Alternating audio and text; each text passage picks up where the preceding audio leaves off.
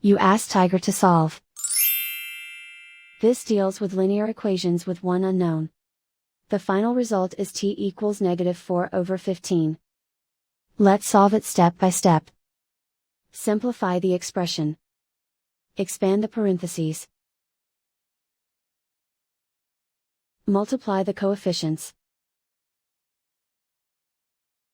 Simplify the arithmetic.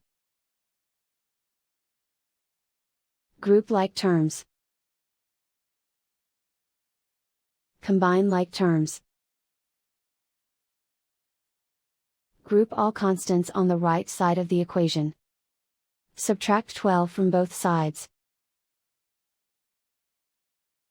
Simplify the arithmetic.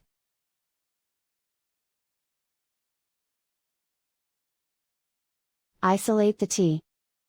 Divide both sides by 45. Simplify the fraction. Find the greatest common factor of the numerator and denominator. Factor out and cancel the greatest common factor. And so the final result is t equals -4/15.